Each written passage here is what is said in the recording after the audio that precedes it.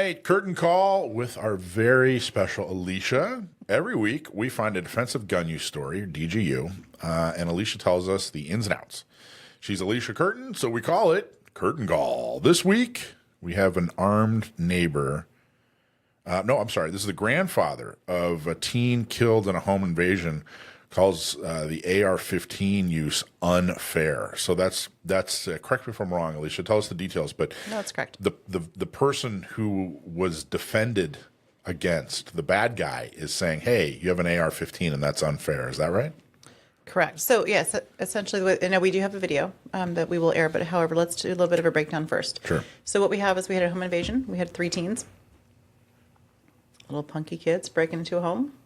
They had brass knuckles, from memory. I believe they may have even had a knife. I could be incorrect in that. Okay, yep, clear.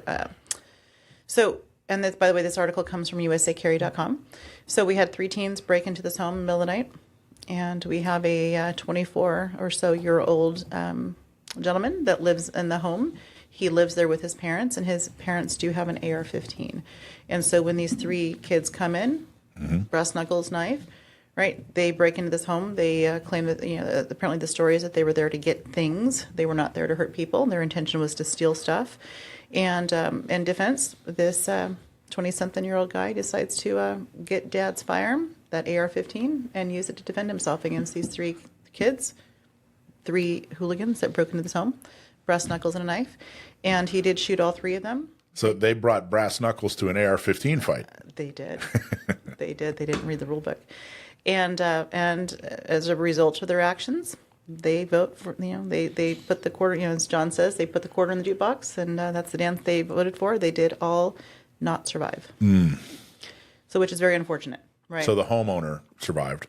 Correct. With the AR-15. Correct. He successfully defended himself against multiple motivated attackers. He did. And the grandfather of one of those 3 teens is understandably upset. Right? Hurt, unhappy. Can't blame him, but he is really taken the media and really making a really loud claim about how unfair it was to bring an AR-15 to a brass knuckle fight. This may surprise you, but I agree with him. Really? It was completely and totally unfair.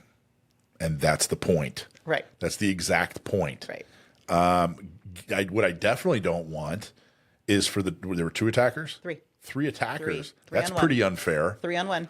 And I certainly don't want 3 attackers with knives and brass knuckles. That's really unfair. Right. So I'm glad that the good guy, had the unfair fight in his advantage. That's exactly the point of owning an AR-15. Exactly. As opposed to a single shot 410 or whatever. Like, right. He's right. It's unfair, and that's the point. That's it. So what are your thoughts? Well, here's the thing: you can kind of look at this from many different angles. First of all, we can, if we were to, I'd be curious if not that we have the opportunity, but if we could pull this grandfather out of the scenario. Yeah. If we were to kind of give a generic, right? You have, just kind of give, hey, a couple teens break into your home with weapons, with a knife, with brass knuckles, with whatever, right? What are you going to do? How are you going to feel? Like I'd be curious. First of all, what are his thoughts if take the emotion of his family member and their death out of it, right? So he's understandably upset, and I think that's really clouding his judgment. Of course. Right, which is understandable. But so as far as this goes, I absolutely agree with everything that you said. In California, we do not have a stand your ground. We don't have a duty to retreat, but we do have a castle doctrine, right? So we're able to use reasonable force to defend ourselves. We do have a justified homicide penal code here in the state of California. And that penal code actually gives us, just kind of bring this up really quickly. Now, this article did not come from California specifically, but we're going to kind of relate and kind of take some information and kind of tie it into California. Justifiable homicide, California Penal Code 197 states that when committed, and this is just a portion of the statute, but this is the part that applies to this. When committed in defense of habitation, property, or person against one who manifestly intends or endeavors by violence or surprise to commit a felony, or against one who manifestly intends and endeavors in a violent, riotous, or tumultuous manner to enter the habitation of another for the purpose of offering violence to any person therein. Now, I don't know about you, but I don't know many robbers that use brass knuckles as part of their pickup of things were just simply burglary. Yeah, right. And I mean, yeah, he wasn't bringing the brass knuckle. He wasn't breaking in. The three weren't breaking into the house to say, "Hey, check out my cool brass knuckles." Right. I mean, Absolutely. these were So so but the good, the bad, what could have been done better, right? So the good is amazing that they had a firearm in the home. Mm-hmm. The additional good is that this homeowner knew how to use it. Mm-hmm. The additional good is that not only was it there and he knew how to use it, he didn't hesitate to use it when it was appropriate. The bad is that these teens made that decision to enter that home that day. I mean, that's really, it is bad, right? I mean, that's incredibly unfortunate. You know what? And by the way, those teens, they didn't say how old those teens were, did they? They just said teens. I don't believe they gave. I think it seems. I got the definite impression. By the way, the guy with the AR-15, only 23 years old. 23, 20, yeah. He was only Early 23 years old. Yep. And they did kind of, if I'm reading between the lines correctly, the three teens with the knives and the brass knuckles were probably under 18.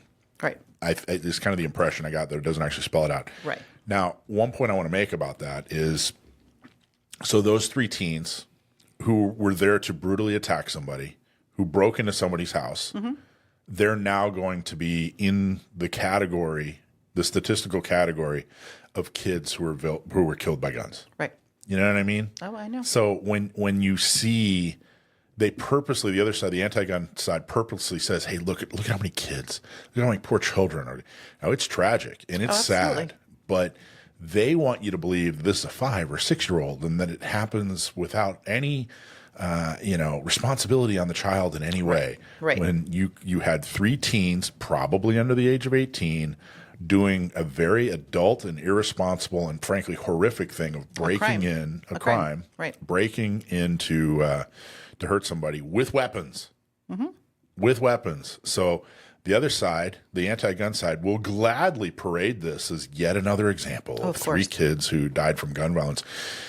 Again, sad and tragic. But what they do is they take this and they prescribe, a solution that has nothing to do with this. That wouldn't have solved this problem. That wouldn't solve the problem of three violent teens who decided to break the law and commit a horrible crime. There's already laws on the books that would have prevented this, such as don't break into other people's homes. Exactly right. Right. Yeah. That would have, abiding by that law would have prevented this. That would have prevented it. That would have prevented it. Yeah, with these three having a hobby that didn't include knives and brass knuckles would have prevented. I mean, there's all kinds of prevention, but taking away my guns and taking away my right to defend myself, that wouldn't have helped in any way. So, anything else? What else do you want to talk about on that? Anything? That's just really the heart of what it is. It's just the reality of.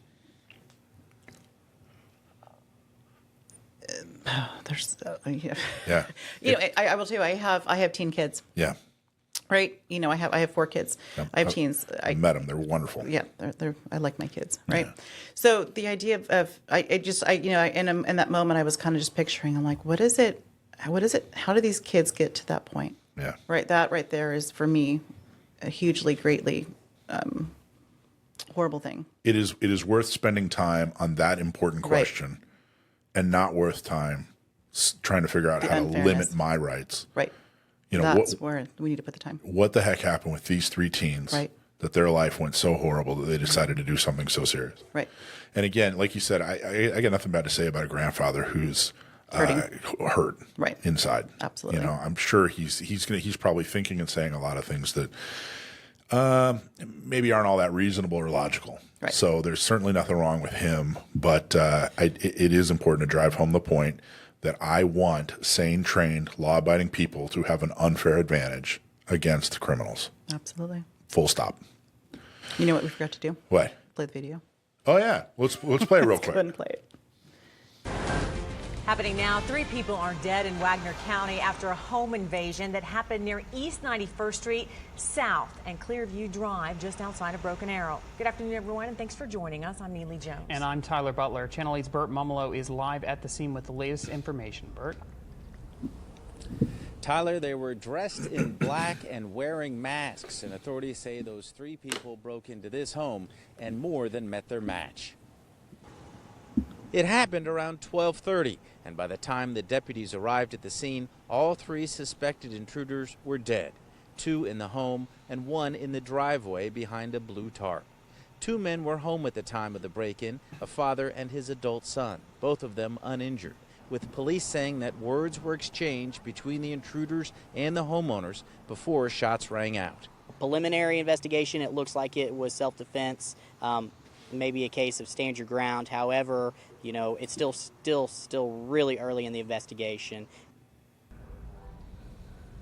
Authorities say they're not sure the specific motive of the break-in, whether or not they were after something specific. Reporting live, Burt Mumolo, Tulsa's Channel 8. Bert, thanks very much. People living in that neighborhood tell us that there have been several burglaries in that area.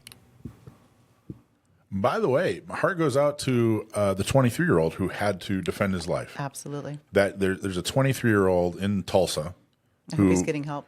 I hope so too. And he, I'm sure, never intended to have to live the rest of his life having to defend his life by taking the life of 3 attackers. Right. Not just 1, but 3. By the way, I thought that news story was, pretty good.